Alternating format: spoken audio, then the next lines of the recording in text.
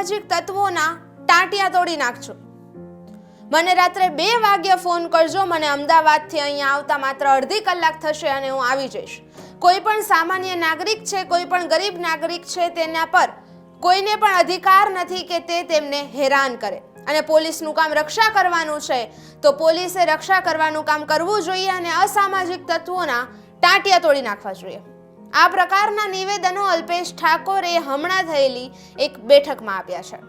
નમસ્કાર, આપ જોઈ રહ્યા છો ન્યૂઝ રૂમ ગુજરાત અને આપની સાથે હું છું હિતેશ્રી.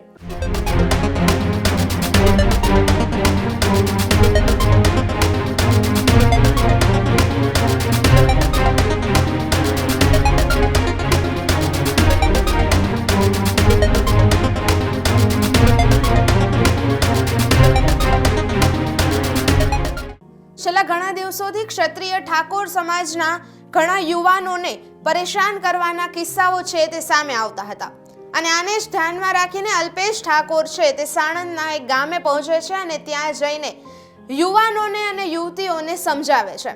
તેઓ આ બાબતમાં ઘણા એવા કિસ્સાઓનો ઉલ્લેખ કરે છે અને ઘણી એવી બાબતોનો પણ ઉલ્લેખ કરે છે કે જે સીધા પ્રહારો છે અસામાજિક તત્વો પર. અલ્પેશ ઠાકોર એવું કહે છે કે કોઈ પણ માં દીકરીની સામે તમને ગાળો બોલતા શરમ નથી આવતી? કારણ કે ઘણી વખત એવું થાય છે કે નાના વર્ગના કે નાના લોકોને જોઈને લોકો છે તે પોતાના વાણી પર છે તે ભાર છે, વાણી પર છે વિરામ છે તે નથી રાખતા હોતા અને મા બહેન ત્યાં ઊભા હોય છતાં પણ તેઓ ગાળો બોલે છે અને અપશબ્દો બોલે છે. તેના વિરુદ્ધ પણ અલ્પેશ ઠાકોર છે તેમણે સીધા પ્રહારો કર્યા છે. અલ્પેશ ઠાકોરે આ બેઠકમાં ઘણા એવા નિવેદનો આપ્યા જેમાંના અમુક નિવેદનો સીધા પ્રહાર અસામાજિક તત્વો પર હતા. કારણ કે તેઓએ એક કિસ્સો પણ શેર કર્યો કે જેમાં એક સામે ખાડો હોય છે તેને પાર કરવા માટે એક યુવાન છે તે પોતાની બાઇક છે તેને એમ કટ મારે છે અને ત્યારે સામેવાળો જે વ્યક્તિ છે તે તેને ન્યા ઊભા રહીને જ અપશબ્દો બોલે છે, જેમ તેમ કહે છે. અને ત્યારે અલ્પેશ ઠાકોર કહે છે કે આ કેટલું યોગ્ય છે? તમે કોઈ પણ યુવાન, કોઈ પણ યુવતીને ગમે તેમ ના કહી શકો જો તેમનું વાક જ ના હોય. અને અસામાજિક જે તત્વો છે તેમને હુંકાર આપતા તેમણે કહ્યું છે કે મને રાત્રે 2 વાગ્યે ફોન કરજો, હું અડધી રાત્રે પણ તમારા માટે અમદાવાદથી આવી જઈશ.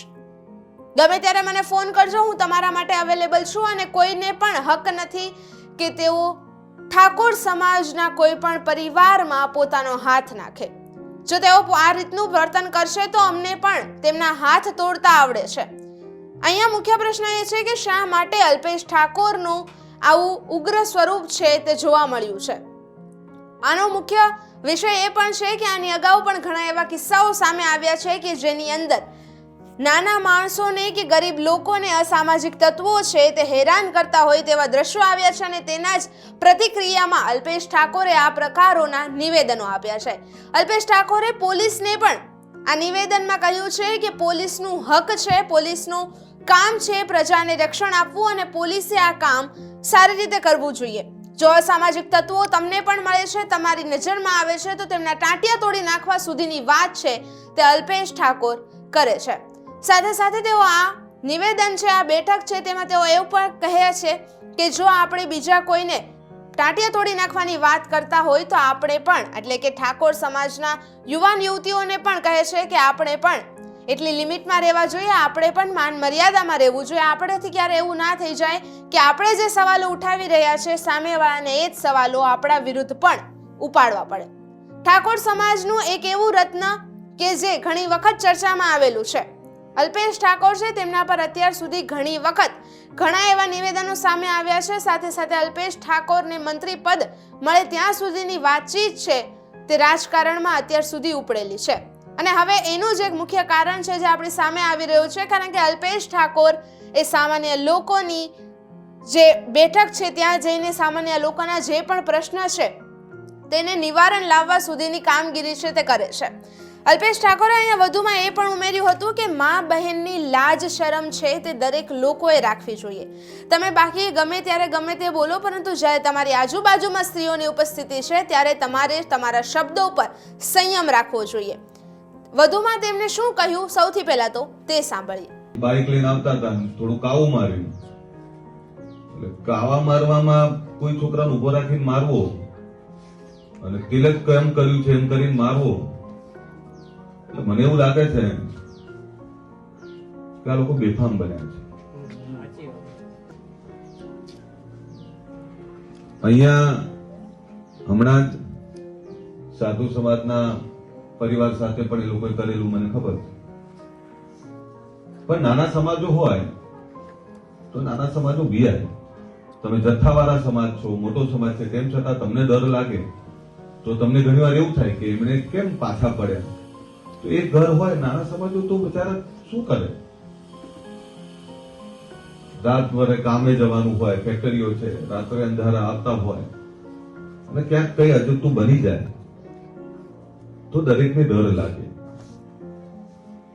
મારું અહીંયાનું કારણ એ છે કે છેલ્લા 6 મહિનાથી હું જોઉં છું તો કે બેફામ બન્યા છે.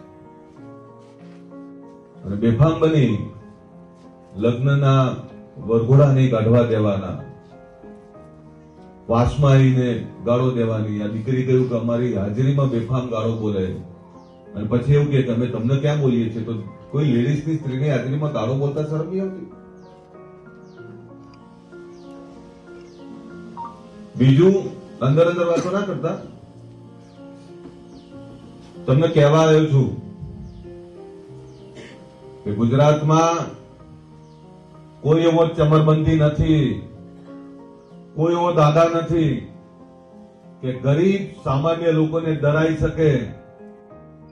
અને હું જયારે કહેતો હોઉં કે ગુજરાત ક્ષત્રિય ઠાકોર સેના, ક્ષત્રિય એટલે રક્ષયથી ક્ષત્રિય, બીજાનું રક્ષણ કરે, જયારે બીજાના રક્ષણની વાત કરતો હોય એના પરિવારમાં કોઈ હાથ નાખવાની હિંમત કરે તો એ હાથ તોડતા મને આવડે છે.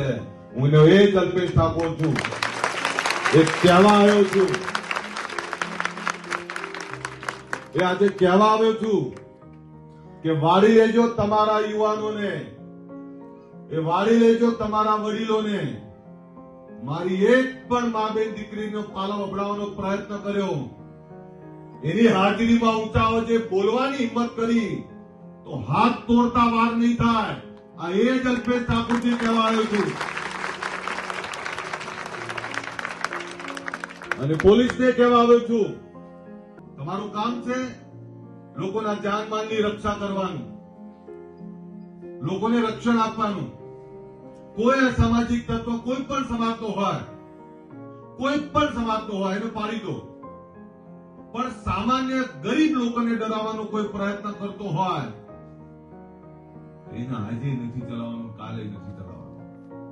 મને તમારી ડર શું છે કે છેલ્લા 6 મહિનાથી એ લોકો જે રીતે બેફામ બન્યા છે. કાલે કોઈ દીકરો કંપનીમાંથી પાછો આવતો હોય, રસ્તો તૂટેલો છે, મેં જોયો છે, અને ત્યાં બાઈક આમથી અમને કાઉ માર્યું હોય અને એવી સામાન્ય બાબતમાં ચાંગલો કેમ કર્યો છે, એ ચાંગલો કેમ કર્યો છે એ બાબતમાં એને મારે અને એને પછી છોડાવવા જાય એટલે એના ઉપર કેસ થાય, પેલા ઉપર કેસ થાય. આ કયા કાયદાની વાત કરીએ છીએ આપણે? અને છેલ્લા 6 મહિનાથી અહીંયા સાધુ પરિવારને મારે, અહીંયા સામાન્ય પરિવારને મારે. ઠાકોર સમાજ આટલો મોટો સમાજ, જો એને ડરાવે તો નાના સમાજ તો શું કરે બિચારા? એટલે પોલીસને કહું છું, તમારી જવાબદારી છે. જે કઈ સામાજિક તત્વો છે તળિયા તોડી નાખો. શેના માટે બેઠા છો? અને તમને કહેવા આવ્યો છું, રાતના 2 વાગે પણ જો તમને કોઈ હેરાન કરવાનો પ્રયત્ન કરે, મને આવતા અડધો કલાક થશે અમદાવાદથી, હું અડધી રાતે પણ આવીશ. આ કહેવા આવ્યો છું તમને. અને આયોજન કરો 10-15 દિવસમાં ગામના ચોકમાં ગરબાનું આયોજન કરો. હું કોઈ દિવસ ગરબા ગાવા નહીં નીકળ્યો, પણ આ ગામના ચોકમાં માના ગરબા કરો, હું ગરબા ગાવા આવી શકતા. શું સમજે છે આ બધા એટલા મનમાં? એવું માને છે કે આ નોંધારા આમના માટે કોઈ બોલવાનું નથી. ધીરા શું પડે એટલે મગતરાવ આંખો બતાવે મારા લોકોને. એટલે કહેજો અમારે કોઈ એવા લાંબા ઝઘડાઓ નથી કરવા, કોઈની જોડે બગાડવું નથી. ગરીબ સામાન્ય લોકોને ડરાવશો તો તમે પણ સીધા નહીં રહી શકો, સીધા નહીં ચાલી શકો. આ સમજી લેજો. બહુ લાંબુ નથી કહેવું. ક્યાંય કહેતો તું કહેતી સામાન્ય બાબતો બહેનો બધાને કહું છું, કોઈ બીજી માથા કુટુંબ ના પડો, શાંતિથી મુક્તપણે જીવો. તમને હવે પછી કોઈ હેરાન કરે તો હું છું ને એ છે, ચિંતા ના કરો પાછું. પણ આપણે કારણ વગરના ઝઘડા કોઈના ના થવા જોઈએ. તમારી પણ ફરિયાદો ના આવવી જોઈએ. તમે પણ ક્યાંય અવિવેક, ક્યાંય કોઈ ખોટો વ્યવહાર ના કરવા જોઈએ.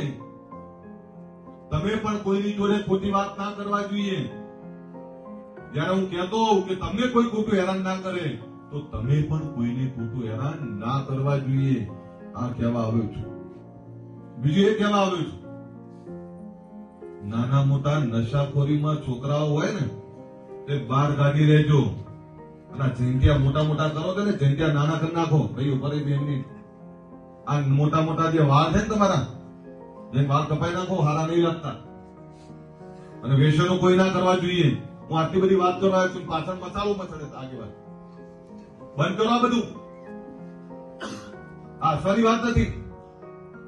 તમારે એવું સક્ષમ તો બનવું પડશે ને ભાઈ.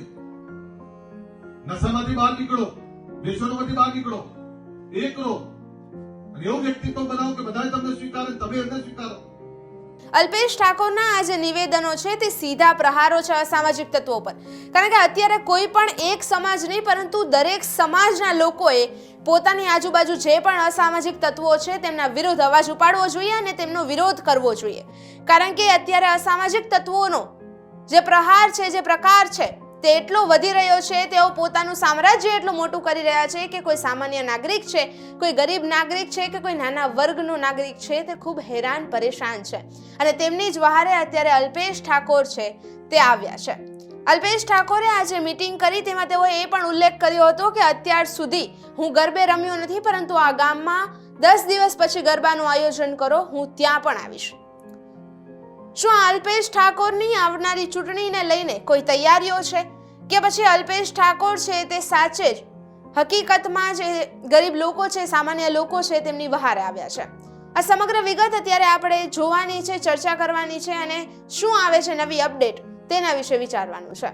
આ સમગ્ર કિસ્સાને લઈને આપનું શું કહેવું છે? તમને શું લાગે છે આ પાછળનું, આ નિવેદનો પાછળનું મુખ્ય કારણ શું હોઈ શકે? અને આ જે નિવેદનો છે તે કેટલા યોગ્ય છે? આપ આપના મંતવ્યો છે તે અમારા સોશિયલ મીડિયા પ્લેટફોર્મના કમેન્ટ સેક્શનમાં જઈને જણાવજો. આજ માટે બસ આટલું જ. હું ફરી મળીશ તમને નવા ખુલાસા સાથે, નવી હકીકતો સાથે. ત્યાં સુધી તમે જોતા રહો ન્યૂઝરૂમ ગુજરાત.